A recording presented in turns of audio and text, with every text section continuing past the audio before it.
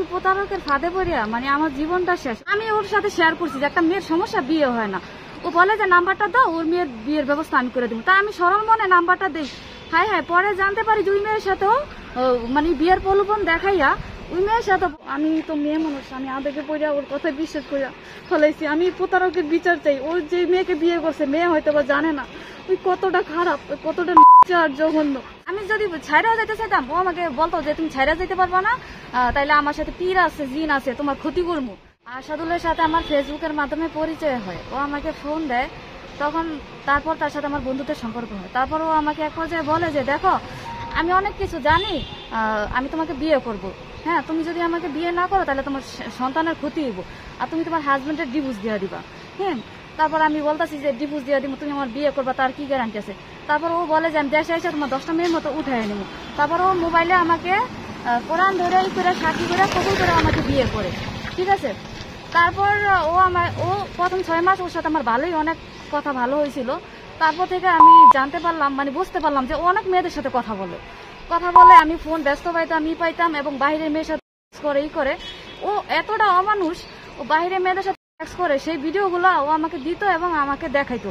এবং অন্য মেয়েদের সাথে আমি অনেক কষ্ট করে চলতাম। ও অন্য মেয়েদের সাথে কথা বলতো, আমাকে বলতো যে তুমি ওই মেয়েকে ফোনে টাকা রিচার্জ করে দাও, এভাবে আমাকে বলতো। মানে আমি যদি ছাইরাও যেতে চাইতাম, ও আমাকে বলতো যে তুমি ছাইরা যেতে পারবা না, তাইলে আমার সাথে পীর আছে, জিন আছে, তোমার ক্ষতি করবো। আমি যা বলবো তোমার তাই শুনতে হইব।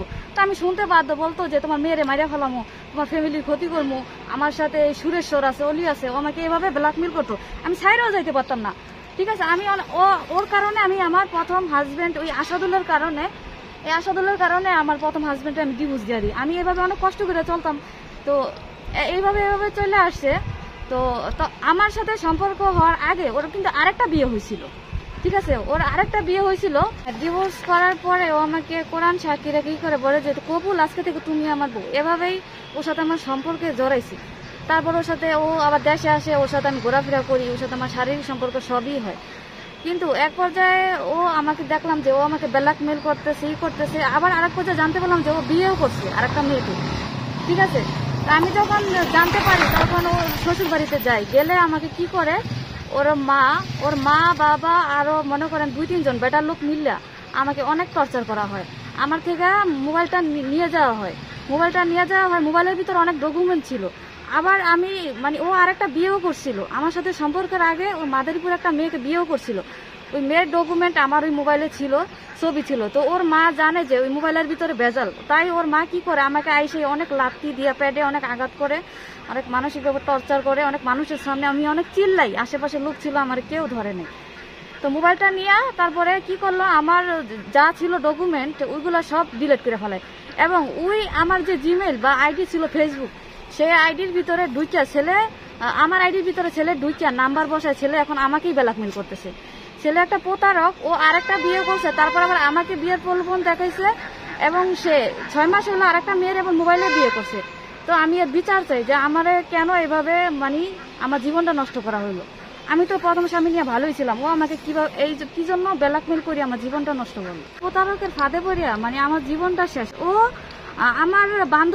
আমার বান্ধবীদের ও অনেক মানে করতো, ডিস্টার্ব করতো, জ্বালাইতো। তারপর আমারই পরিচিত, আমারই কাছের লোক ওই মেয়েকে বলে যে ওই মেয়ের ফোন নাম্বারটা দাও, ওই মেয়ের তো সমস্যা। আমি ওর সাথে শেয়ার করছি যে একটা মেয়ের সমস্যা, বিয়ে হয় না। ও বলে যে নাম্বারটা দাও, ওর মেয়ের বিয়ের ব্যবস্থা আমি করে দিব। তা আমি সরল মনে নাম্বারটা দিই। হ্যাঁ হ্যাঁ, পরে জানতে পারি যে ওই মেয়ের সাথেও মানে বিয়ের প্রলোভন দেখাইয়া ওই মেয়ের সাথে বলতেছি যে তুমি করো, মানে করো, ওইটা করো, সেটা করো, যদি না করো তাহলে তোমার ক্ষতি হইব। হ্যাঁ, আমি তো তোমারই স্বামী। তো পরে এক পর্যায়ে কি হইলো, মেয়ের বিয়ে হয়ে গেল।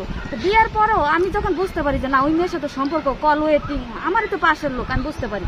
তো বুঝতে পারার পর তখন আমি হাতে নাতে ধরি। ঠিক আছে, সেই ডকুমেন্টটা আমার কাছে আছে যে মেয়েকে কি বললাম, মেয়ের সাথে দেহ বুক করছে, করছে। তো একটা প্রতারক, এরকম আরো বহুত আছে। ওর আগে আরেকটা বিয়ে হয়েছিল, এটাও ফ্যামিলি সবাই জানে, এখন হয়তো বা অস্বীকার যাইব। তো আমাকে এভাবে ব্ল্যাকমেল করতো। তো আমার বোন হচ্ছে গিয়া যখন জানতে পারে যে ওর কারণে আমার জীবনটা পুরো, লাইফটা পুরো শেষ। ঠিক আছে, এই জন্য আমার বোন কি করে, ওদের এলাকার মুরব্বীদের জানায়। ঠিক আছে, জানায় আমি, তারপর আমার বোন আমাকে বলে যে দেখ, এটা নিয়ে একটা বিচার করা উচিত। ওর কারণে তো সংসারটা ভাঙছে। তো আমি আমার বোনের কথায় রাজি হইনি, যাই নেই। কারণ ও আমাকে বলতো, তুমি যাইবা না, তোমার বোনের সন্তান মারিয়া ফেলামু, সবাইকে কুপুরি গালামি করবো, ই করবো, আমার সাথে পীর আছে, আমি পারি না এমন কোনো কাজ নাই। হ্যাঁ, আমি যে কথাগুলো বলতেছি এগুলো একটা মিথ্যা কথা না, আমার কাছে সব রেকর্ড আছে। আমাকে এভাবে এভাবে বলতো, ঠিক আছে, আমাকে এভাবে হুমকি দিত। আমার বোনের কথা আমি শুনি না, আমি বলছি যে বোন আমি পারবো না তো কথা শুনতে। এই জন্য আমার ওর কারণে আমার ফ্যামিলির মুখ হারাইছি। এখন আমি এখন অসহায়। এখন আমার বোনরে বললে বলে আগে শোনস নাই কেন, এখন আমার বোনও আমার পাশে নাই, কেউ পাশে নাই, মুরব্বীরা কেউ পাশে নাই। এখন বলে যে আগে যখন বলছিলাম তখন আমাদের কথা শোনস নাই কেন। এখন ওর কারণে আমি সব হারাইছি, ঠিক আছে। ও বিয়ে করছে, ওর মানে বিয়ের আগে কয়েকদিন আগেও আমি ওদের বাড়িতে যাই, ওর মাকে বলি যে দেখেন এটা কিভাবে কি করা যায়, ওর কারণে তো আমি সব ছাড়ছি, আপনি আমাকে মানিয়ে নেন। ওর মা আমাকে কি করে, অনেক মারধর করে, মারধর করে ওর মা আমাকে বাড়ি থেকে পাঠিয়ে দেয়, ঠিক আছে। তারপরে আবার এই যে কিছুদিন হইলো, এই যে 6 মাস হইলো ও বিয়ে করছে আরেকটা মেয়েরে। আমি যখন জানতে পারি ওর শ্বশুর বাড়িতে যখন যাই, মানে ঠিকানাটা জানার জন্য, তো শ্বশুর বাড়ি কোনটা তো জানার জন্য গেলে আমার ওর শ্বশুর বাড়ির লোকজন, মানে ও আগে ঠিক করে রাখছে, নাহলে একটা মানুষ যদি একটা মানুষের বাড়িতে যাইতেই পারে তাই বলে তাই এত টর্চার করে না। ও বলে রাখছে যে একটা মেয়ে আমাকে ডিস্টার্ব করে। হ্যাঁ, ওদিক দিয়ে মেয়েরা ওইসব কথা বলে রাখছে, আর এদিক দিয়ে আমাকে বলে রাখতেছে যে আমি তো আসতেছি 4 মাস পরে, আমি তো তোমারই নিমো। হ্যাঁ, তোমারই নিমো, আমি তো ওই মেয়ে ছাইড়া দিব, ওই মেয়ে ভালো না। অথচ এদিক দিয়ে আমার এই আশা দিতেছে, আর ওদিক দিয়ে আবার হ্যাঁ করে এই কথা বলে রাখছে। তো এই জন্য আমি গেছি, পরে আমাকে সন্দেহ করে। তো ওই আসাদুলের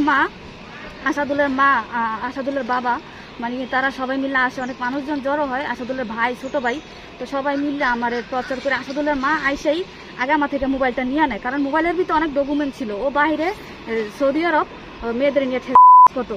দেখেন ও আমাকে কতটা কষ্ট দিচ্ছে, ও বাইরে মেয়েদের সাথে করতো, মানে সেইগুলো ও আমাকে মানে দেখাইতো। আমি কান্না করতাম যে আমি তো তোমাকে ভালোবাসি, আমাকে কেন দেখাও এইগুলো, আমার কষ্ট লাগে না, ঠিক আছে। বলে যে দেখো আমি তো তোমারই, আমি তো তোমার ছেড়ে যাবো না, তো আমাকে এগুলো দেখাইতো, ই করতো। তো অনেক ডকুমেন্ট ছিল, অনেক মেয়েদের জীবন নষ্ট করছে। তো ওর মা জানে, ঠিক আছে, জানে দিদি আইসা আগে আমার থেকে মোবাইলটা নিয়ে আমাকে এখন আমার ফেসবুক আইডির ভিতরে আসাদুলের ঢুকে আমাকে ব্ল্যাকমেল করতেছে, আমার কি করতেছে। তো আমি প্রতারকের বিচার চাই, আমি আল্লাহর অলি পীর এগুলা জিনিস হয় যে আমার লাইফটা নষ্ট করছে, আমি বিচার চাই, ওর জন্য আমি সব হারাইছি। তো একজন আল্লাহর অলি বলতো, আমি বিশ্বাস করতাম এটা কি আমার অপরাধ, কারণ আল্লাহর অলি তো সত্য, আমি তো মেয়ে মানুষ, আমি আবেগে পড়া ওর কথায় বিশ্বাস করে ফেলাইছি। আমি প্রতারকের বিচার চাই। ওর যে মেয়েকে বিয়ে করছে, মেয়ে হয়তো বা জানে না ওই কতটা খারাপ, কতটা বিচার জঘন্য। ওর বাবার নাম হচ্ছে গিয়ে বাচ্চু মাল, আর ওর নাম হচ্ছে গিয়ে আসাদুল মাল। ওর বাড়ি হচ্ছে গিয়া এই নড়িয়া থানা সুজাবাদ। আমি প্রতারকের বিচার চাই। আমার 6টা বছর আমার জীবন থেকে কাইরে নিল, 6টা বছরে ফিরে দিব। হ্যাঁ, আমি থানায় অভিযোগ করছি, এখন তারা বলছে যে এটা তদন্ত করব, তারপর আর কি আইনি ব্যবস্থা এটা নেওয়া হবে।